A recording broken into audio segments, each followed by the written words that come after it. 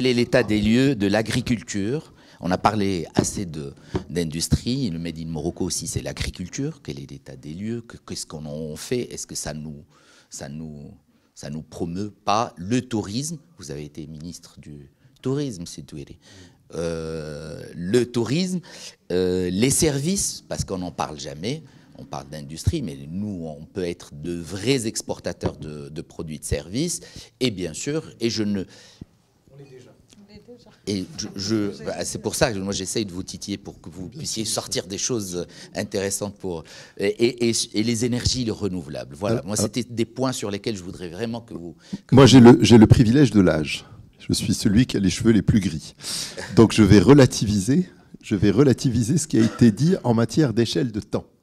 Quand plus on est jeune, plus on a l'impression que les choses viennent de commencer. Plus on est vieux, plus on a vu les choses commencer il y a bien longtemps. Voilà.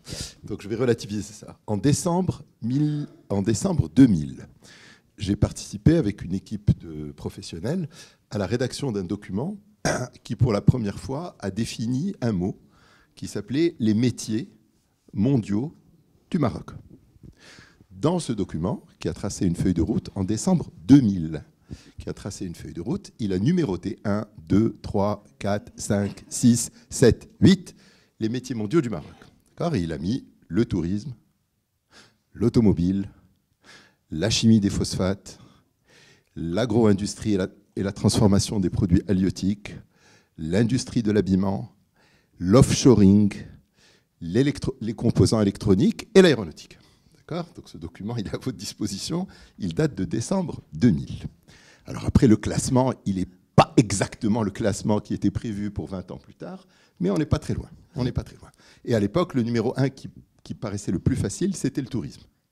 Ce document a coïncidé avec l'arrivée de Sa Majesté au pouvoir. Il a précédé l'arrivée du gouvernement de Sidriss Jto, dont j'ai fait partie, n'est-ce pas? Et ce gouvernement a transformé ce document en un plan qui s'est appelé Émergence, qui ensuite a changé de nom, puis qui s'est appelé le plan d'accélération industrielle, puis qui va s'appeler autre chose dans un nouveau gouvernement, puis il s'appellera encore autre chose en 2038. Ça s'appelle déjà la Task Force pour la souveraineté industrielle. Oui, ça c'est pour vous dire que tout ça se fait sur le temps long, et que c'est la succession des efforts de chacun. Chacun fait un pas de fourmi, et il donne le bâton, le relais à l'autre, qui va le redonner à un autre, et c'est comme ça qu'un pays se construit.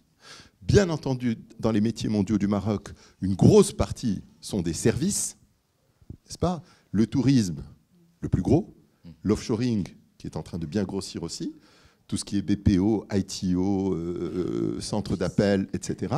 La logistique, le transport, l'exportation de services de transport. Si vous prenez Royal Air Maroc, évitez de prendre Air France quand vous avez le choix. Pourquoi vous prenez Air France?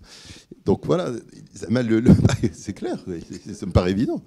Donc, du coup, c'est pas du tout Made in Morocco, quoi, même si c'est une marque internationale. Mais là où les profits reviennent et les salaires sont payés, c'est ici. Ils sont payés en dirhams. Donc en tout état de cause, les métiers mondiaux du Maroc comprennent des services. Et deuxièmement, si vous faites ce classement, non pas par le chiffre d'affaires, mais si vous le faites par la valeur ajoutée, c'est-à-dire si vous enlevez le contenu en importation de l'exportation. À votre avis, quel est le premier métier mondial du Maroc de loin par la valeur ajoutée? De loin. Prenez le chiffre d'affaires et enlevez tout ce qui est importé dedans. Mais non, c'est le tourisme, et de très très loin.